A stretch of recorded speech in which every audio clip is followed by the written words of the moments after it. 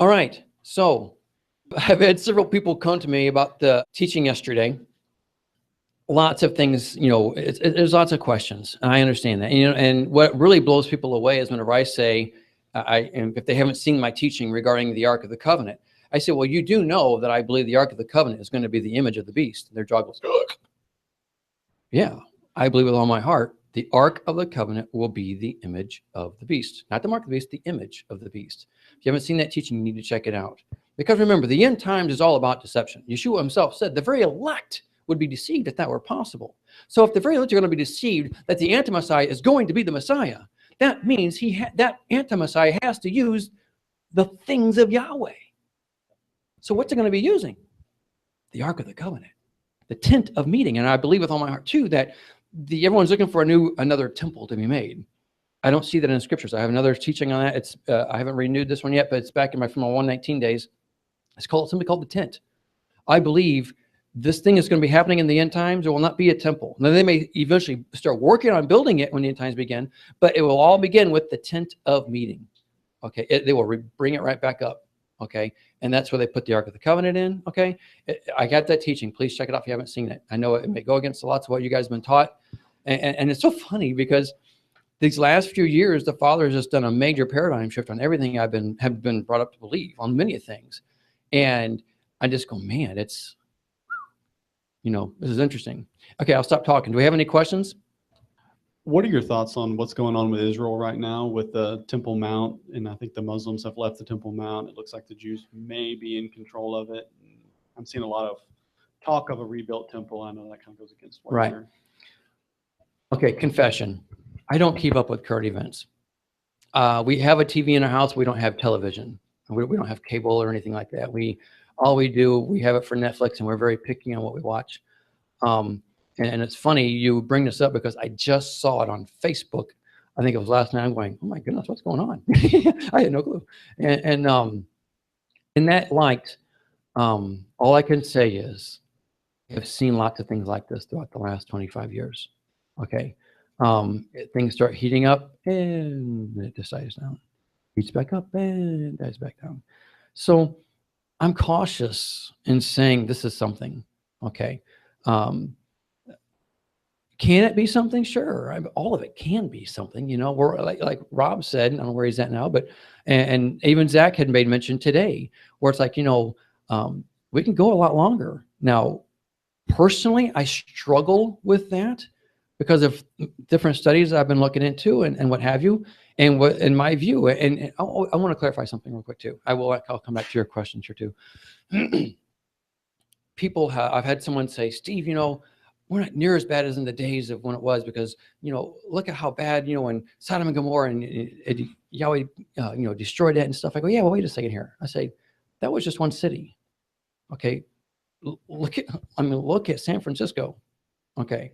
But the problem we're seeing out today is that mentality is spreading all over an undercurrent across the whole country, whole world. I went to the Netherlands last year. Wow. There's lots of stuff going on there. Okay.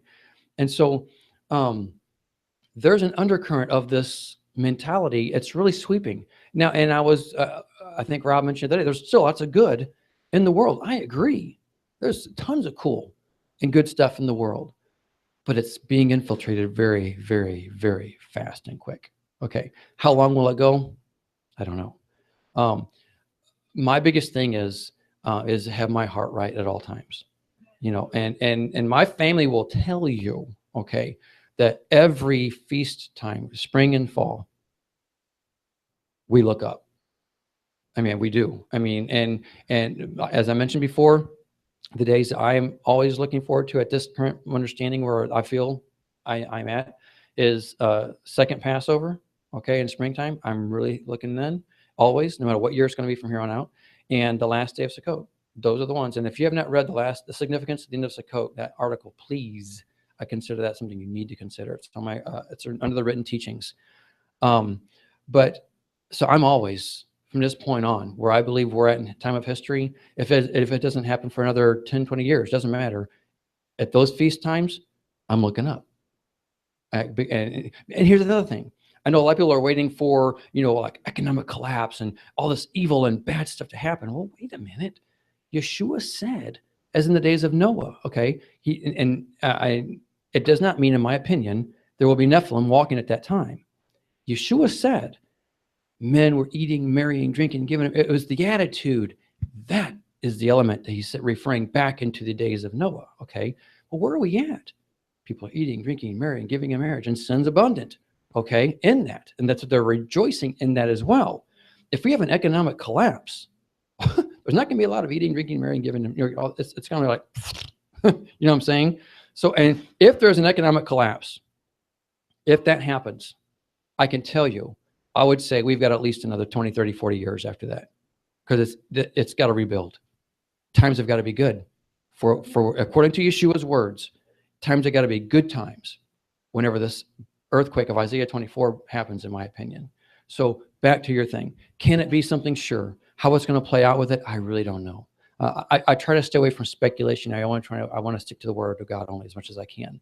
And because it doesn't matter who's taking control of that Temple Mount, quite honestly, because everything's going to start with a bam, earthquake global, and the world is thrusted into chaos. And that's the beginning of the tribulation. So it doesn't matter who's in control of that temple at that Temple Mount at that time. And there's a lot to debate. Is that the Temple Mount? Is it really over here? I don't know.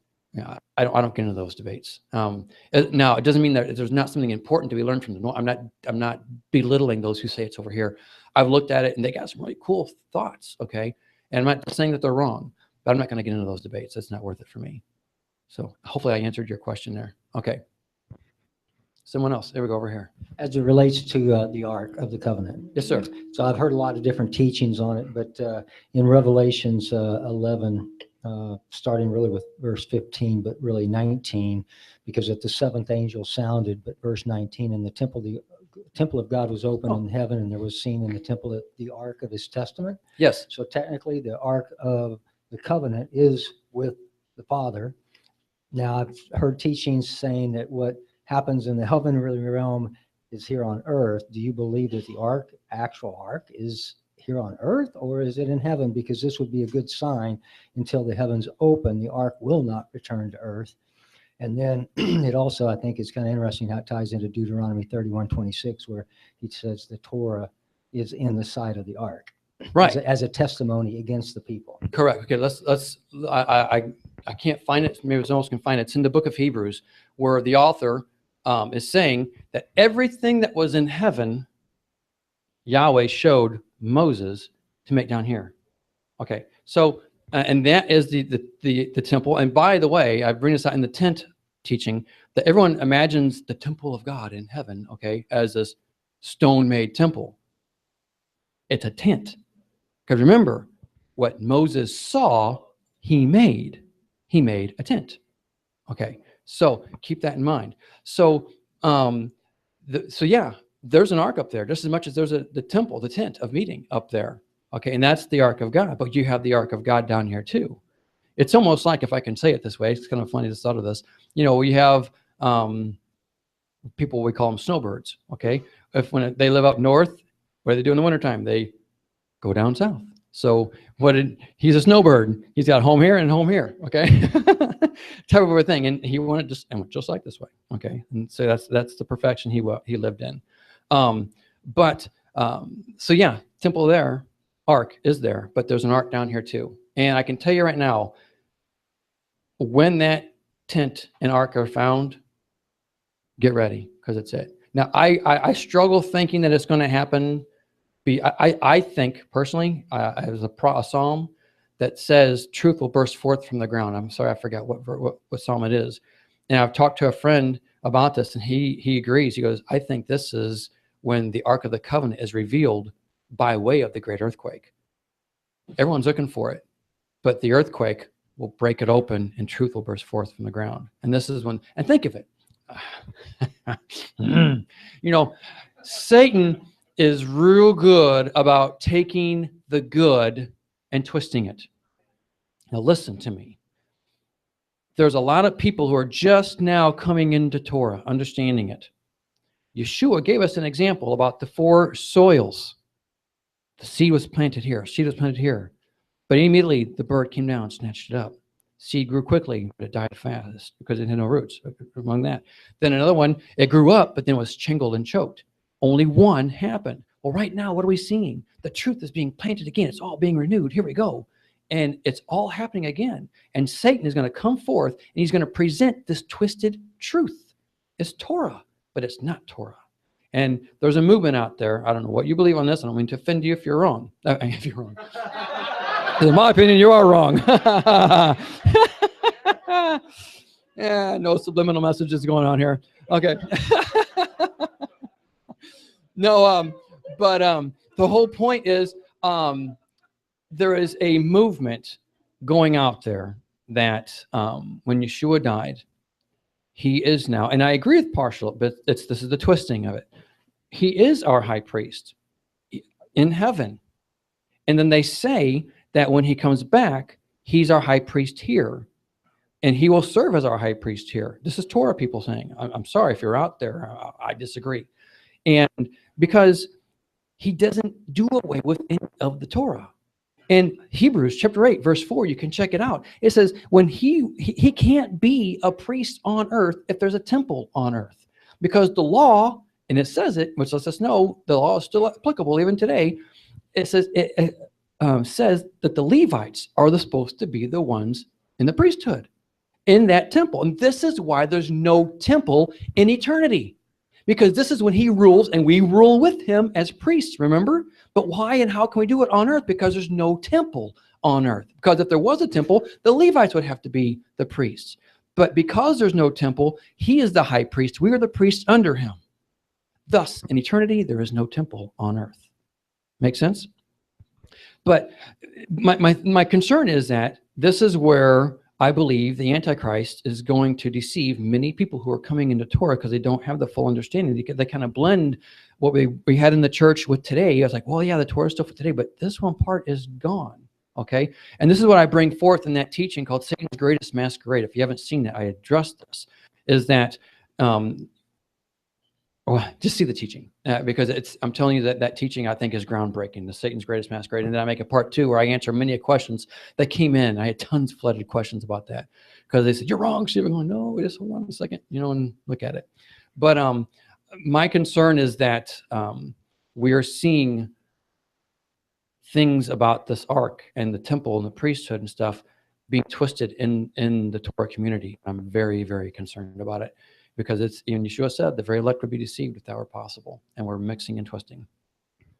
Any other questions? I know she has one, but I want to follow up on what you had right there because I have a Sure. pretty good idea what you're talking about there. Okay. Based on what you said at the very beginning of how we deal with people, how do you then deal with those people who believe Torah, but they're believing a teacher that says, oh, we don't have to wear tzitzis. We don't have to do this, that book of the law versus book of the covenant. Yeah. How do you then... Because they pretty much know everything we know, but they have this. How do you deal with them? You don't. This is what you remember. Okay, listen to if you're going to get anything I said today, you listen to this next 60 seconds. We are living in the days where the 7 churches are being divided. And we are making the choices of what church we fall into. If you choose not to love, well, you're not in Church Philadelphia. If you're going to follow this one person over here and they say this, hello, Nicolaitans. Okay, so I mean, this is what the days we're living in.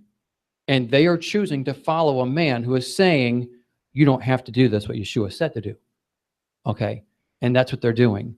And so as much as I am all about bringing unity to the body, the Spirit is dividing the body. Now, let me rephrase. He's not dividing. He's putting the presentation out before us, and we are making our choices to which way we're going to go. Okay, and so that's where we're at. You can present the truth, and they will not receive it. And some will, because I've talked to many of them. And there's a particular individual, he's just, there's some people you just can't talk to. And no matter what you say, they'll cut you down. They'll you name it. And all I can say is, I told them what I think is truth. And if I'm wrong, Father, open my eyes. If he's wrong, Father, open his eyes. And I just pray that if my eyes are wrong, seeing it wrong, that I will be awakened before it's too late. That's where I'm at. So hopefully that helps out. Yeah, we'll get you. You're gonna make me ask the question. Okay. So this may be Torah 101. I Let's don't let know. them, let them hear Can you. you hear? They Okay. can. So this may be Torah 101, but I think yesterday you said, I'm trying to understand it. You said that it would be shorten the tribulation to 6 months. I did. Okay. And Not everyone follows that. right. That's right, Steve. Right. Okay. That's Steve. And so you're saying that Yeshua breaks the law to save a life is what you're saying? Correct. He breaks a And- lesser law to Okay. save life, just like with the midwives. Right. Okay, and then Rahab, you name it. I see a precedence for it in the Bible, Hmm. but do we have anything where he, actually broke the law himself? Mm. So This will be the just- only time, Okay. and it will be because they get surrounded Okay. at Mount 'Cause, Sinai. like I saw a message that another preacher did. He's kind of famous in the Christian circles, and it was Jesus broke the law for love or something. And so, I didn't know. Well, I was like, ooh, right. and so, There's a difference between preaching to break law right. or breaking law with intent, okay, or having to break law to save life. Right. There's a difference between keeping the Sabbath and breaking the Sabbath, and breaking the Sabbath because you got a donkey in the ditch. Okay, Right. so I he's remember breaking the law because there's a big donkey in the ditch he's got to Right. save. Okay, it's called his bride. Right. Okay, all right. So hopefully that helps. Yeah. Okay. It was just kind of confusing because, I never saw a precedence. I mean, I saw that, other people did and that he used that, but I didn't see that he did. So I didn't know. And, it kind of got me thinking, would he or could he Right. break Right. his own law? Again, and even David. Okay, in Yeshua's example to the I think it's to the Pharisees, where he shows an illustration of David breaking the law of taking the showbread out of Right. out of the right, which is only for the priest. And so, but why did he do that? Those men had nothing to eat for days. Right. So for the sake of sustaining life. So at any point that we need to save a life, then It's a lesser. It's a lesser I know law. that could be a fine line to walk. Oh, Yeah, you got to be yeah. careful, man. I mean, I'm telling you. And the whole point is, but it's about saving life. Right. Okay. And remember, it's a lesser part of the law. Because here's the thing. Okay, let's just say, let's put ourselves just in the time of the Babylonians getting ready to invade. Okay, and let's just say you just got married. All right, and we're talking 2 months before, and all of a sudden, here comes the Babylonians around you. Okay, well now, you are just months away from going into battle. Mhm. Okay, can you say, you guys go take care of it, I'm not going to fight. I just got Outta here. married. Okay, Right. your neighbor going to say, hello, that's a lesser part of the law. Get out there and fight. Your Right. type of a thing. There are certain things that are greater and lesser law. The more important matters of the law. This is definitely a lesser important matter. Okay, it's for you. Okay, but for the greater good of the people, you got to go fight now. Okay, but if the it's just whole- something, the whole year is why you believe that he has to come and rapture before, right? Because correct, he has to follow that part of the law. correct. Okay. Yes, yeah, I'll and watch, that's I'll watch the video a few times. yeah, yes, a few times. Yeah, it's a long, it's an hour long teaching. I'm sorry. Right. No, I'll watch it a few times. And then you said that those of us, maybe probably me, that have to be purified. I'm praying for. I'm only praying that I'm in the Church of Philadelphia. Right. And so those of us that don't survive don't go through the millennium. Like the Say that one more time, I'm resurrection- sorry. Like I thought that I had heard that those of us that did not make it through Oh, if you die, if you're killed or Correct. martyred, okay, during the tribulation, you don't resurrect until after. correct. You will be raised at the second resurrection after the millennium. That's kind of a bummer. Okay.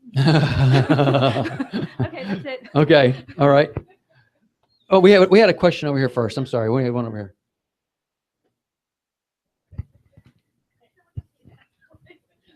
I was wondering, in Revelation 13:3, it talks about the deadly wound.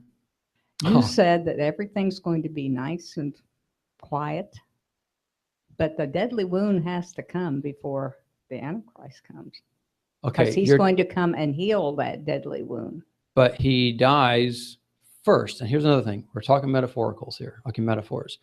This is something we don't have extreme clarity on. I mean, you can look at this in so many ways. It's not even funny.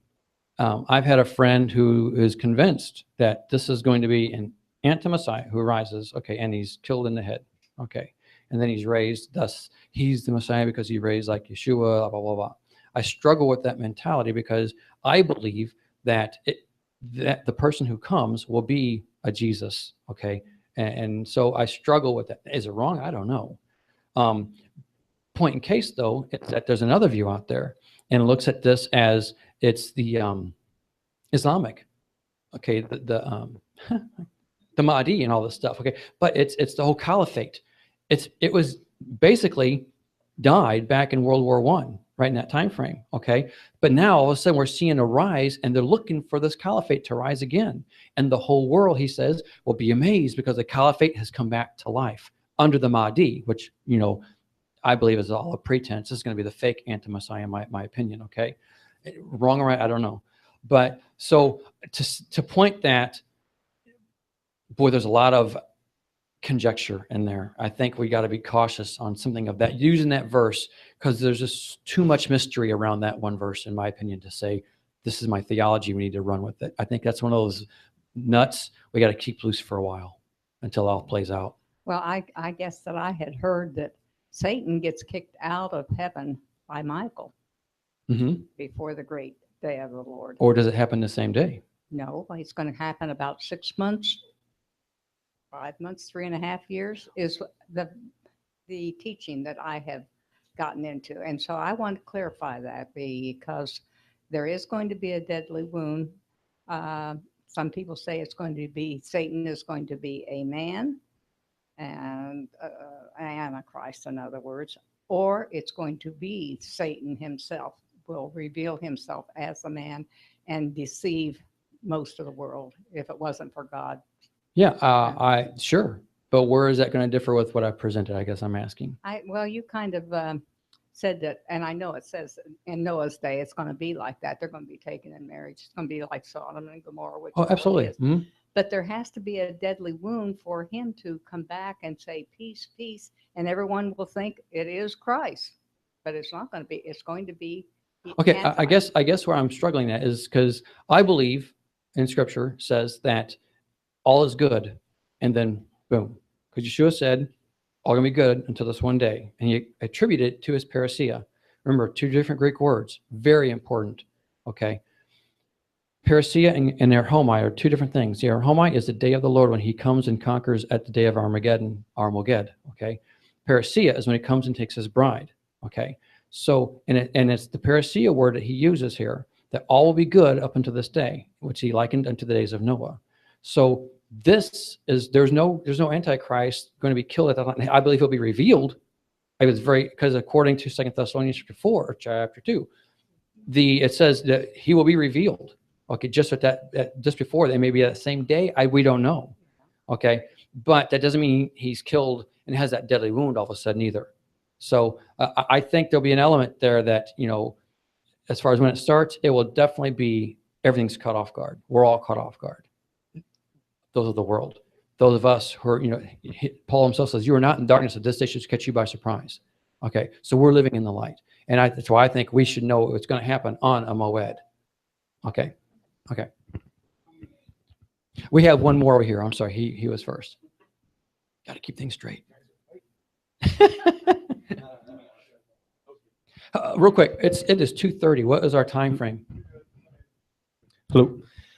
So I was wondering how the timeline and the role of the 2 witnesses fits into the 6-month understanding you have with kind of the timeline we see. They prophesy for 1,260 days. How does that fit in with the 6-month timeline? Okay, I'm with you. Yes. First of all, what I want to do is show you a parallel that I think many people are missing. Remember, Joshua is likened unto Yeshua, or I should say Yeshua is likened unto Joshua. It's all a parallel. Well, how many spies did Joshua send into the land? 2. How many witnesses are there? 2. Everything's overlapping. Okay. And so I believe that this is the 2. And also remember, how many witnesses do you need to kill somebody, to stone somebody? 2. Heaven and earth, 2. Exactly. And the point being here is, and think of it this way. And this is also going to be looking into a parallel as ancient times what is still to come. We have when Abraham is up on a mountain, and then Yahweh comes down, and the 2 angels are with them. 2 angels start heading down to Sodom and Gomorrah.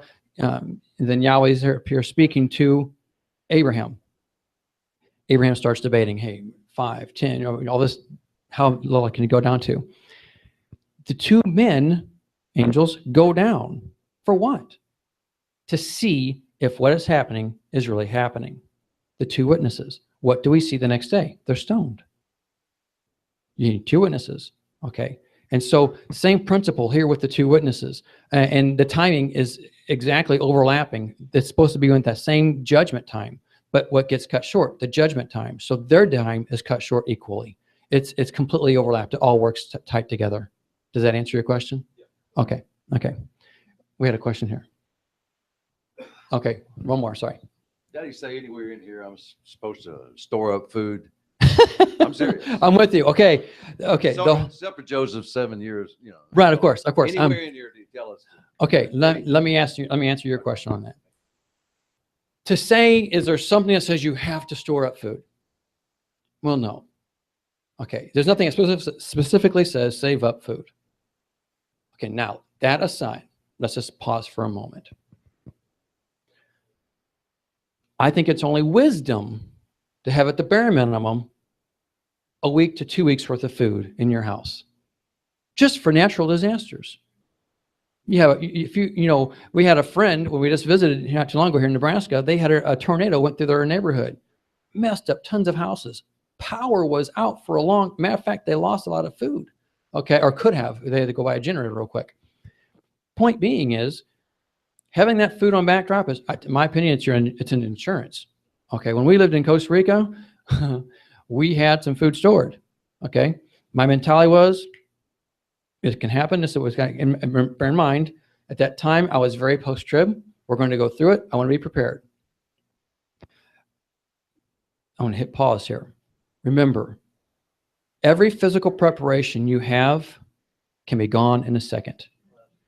Every spiritual preparation you have will last forever. Okay, and I want to emphasize that. Okay, so, but now that being said, I don't think we should make fun of anybody who's going to be doing the physical preparation, because I've been there. Okay, I know there is a lady in Costa Rica, didn't speak a lick of English, but she says, the fathers told me to get this place ready for like a place, a reserve for when the hard times come. I'm getting it ready. She's getting tents, tarps, food, you name it. She's doing what the Father's put on her heart. So I liken that into what Zach talks about. There's going to be places all over that people are going to go to. I really do, but at the same time, it's going to be during the midst of the tribulation time. It will be hard. Okay. So to answer your question, no, I don't think there's anything in the scripture that I have seen. Now, Zach or anyone else wants to correct me on that, I'm more than open. But I also think it's only using wisdom. And I think if you feel the Father telling you to do it, then you need to do it. Okay. Yeah. Oh, yeah. Probably it's all about wisdom and the preparations and stuff. And that's why I liken that back to the point of just for regular everyday stuff, Okay. And we had this question here. Did I answer your question? Okay. Okay. Okay. I can mess her name up. Wendy Caldwell. Her speak, and she goes to the timeline and all that, and God is all about order. I really believe that. My question is, in 2021 06. Okay. 21. That the time I'm looking at right there. I don't know the years in 5, but when I don't know how to get my house in order for my kids to know, to be ready for that day, because that's the day I'm looking at. Right. And are they puppets? I call them puppets because they are, because they think that it's coming tonight to look at gloom and doom. How do I don't have a calculator on me, but how many years is that away from Today. now? Well, you said 2116 or 2106. 2106. Yeah, well, right now we're in 2017, so you're talking it's like 80 years, 79, 81, something like that, years away. Is what we're looking at. So If you're right. how do a common sense place, how do I plan for 81 years away? Mhm. And I cannot plan 5 minutes away. Okay. Well, I can plan 5 minutes away, but I got your not- point. But God, if we always about order, and God set His timeline on more of these, Mhm. and I had to look at that calendar to see what day he coming back on 2006. Okay. First of all, that may be the time. I don't know. Like I said, we've all discussed, there's multiple views, and that could very well be correct. Now, to answer your question, how do you plan? How do you prepare your family for such a thing? Here's how you do it. Pursue Torah. You pursue his ways with all your heart, mind, soul, and strength. In that, we will grow. In that is how we, okay, listen to what I'm going to tell you. If there's, well, but you're teaching your children to walk in it. And as you plant them, I'm telling you now, our children today who are young and growing in this are the most blessed generation in the world. I also believe they could be the most persecuted generation in the world because of that. Okay. But we're planting those seeds in them and they're learning truth that we never knew.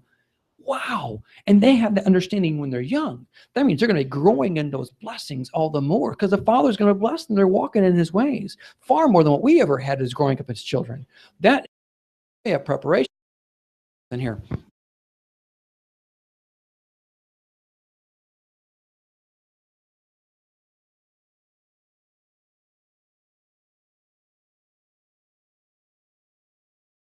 Let him who has ears hear what the Spirit says to the churches. He didn't say who has a Torah scroll, break it out and start reading. He doesn't say who has a Tanakh, start studying it. Those were the givens, okay? Let him who has ears hear what the Spirit says. We should be listening to the Spirit. But what are we doing today? Oh, knowledge, knowledge, knowledge. Set it aside, folks. Start praying. Get in tune. When we're in tune to him, and then we open up, now we can start hearing his voice more. So the whole point is focus on hearing what the Spirit says to your heart. Okay. And then if you say, well, the Lord spoke to me, if you say that, go confirm it. Okay. And one thing what I like to do is when I'm reading, I'm praying my reading, especially if I'm reading Proverbs, one of my favorite books of the whole Bible. But I read it. I'll read a proverb. Oh, Father, and then I read it all over again. I make it a prayer. I mean, make your reading time your prayer time, and you got good prayers then, because it's going to be biblical. So I really think that. But to answer your question, to plan and prepare for your children, seriously, have a humble heart. Let them see your humble heart, and let them see your hunger and passion for His Word, and that you can't get a better testimony for your children. Because I can tell you now, my dad, I can multiple times seeing him read his Bible, wanting to know the truth, and it stuck with me.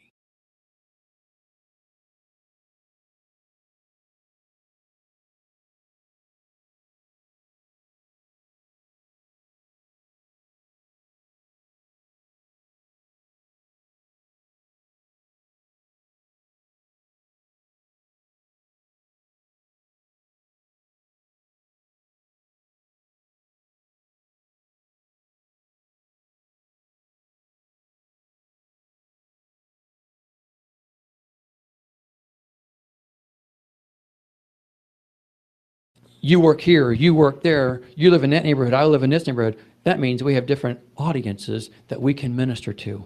You break out your pulpit and let it, here's the thing. I've said it before, I'm going to say it again. Everyone is a witness. You're either a good witness or you're a bad witness. Okay. And I would say this, witness daily. When necessary, use words. Okay. So how you live it is what it comes down to. You let them see your light. You know, don't hide it under here. Let it shine in your neighborhood. Let them see you. Okay. Walk in his truth. Let them see his light, his love, his passion flow through your life like never before. And you'll see his hand move in ways you've never seen. So I believe with all my heart. One more question. Hallelujah. I don't mean in a bad way. I mean, I'll take more. I'm so sorry. Sir. At Yeshua's first coming, he said, you don't know the time of your meeting or whatever that he Talking was, to the Pharisees. Yes, that he was coming. Correct. Did anyone know besides, of course, Elizabeth and Zachariah and Mary and Joseph and Anna. and Anna? I mean, When it happened. so are we going to be, is it going to come on us the same way? Well, I think, as I mentioned before, with the scripture that we have, he says, you are not in darkness that this day should catch you by surprise. I believe, here's the thing too, remember, those days was darkness. Okay.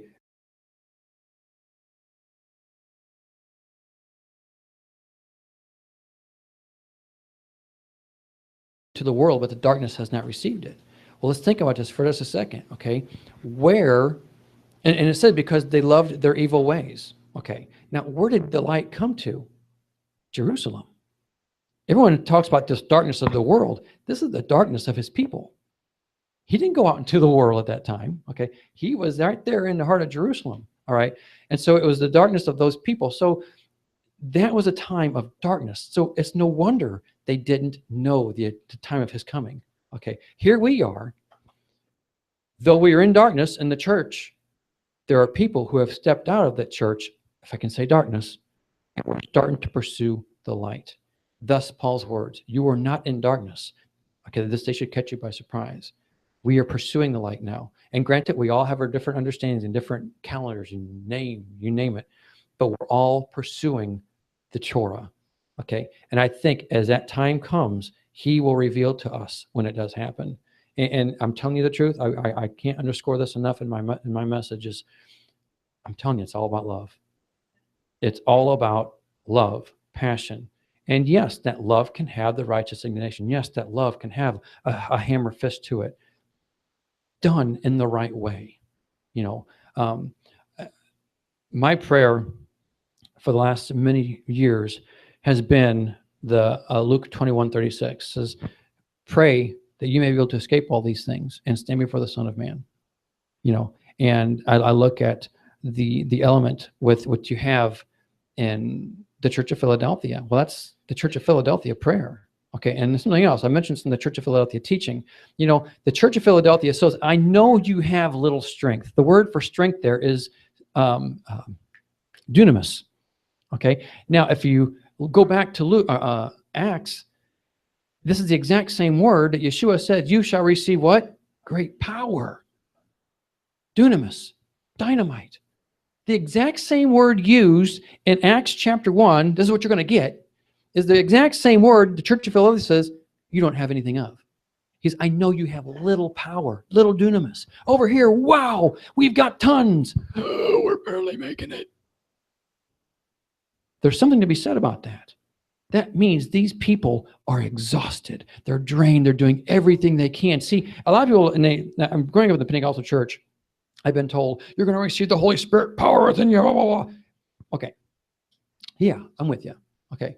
But I think it's more so the zeal and the passion to move forward in the power and the passion, okay, of preaching forth his word. And it's more so the influence thereof.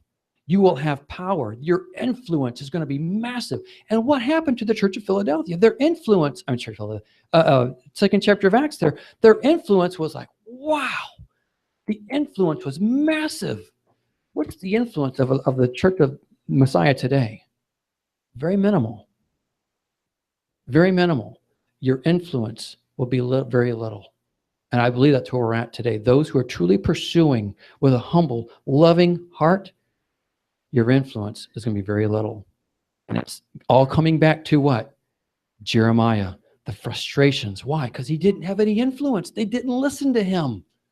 But yet he cried for the people. And I think that's the heart that the Father wants in us. Because even though the people are not listening to us, we have a heart to cry for them people. And we would say, Father, just cut me off. Instead of cut them off and start pointing fingers. Amen. Brother, thank you for your time.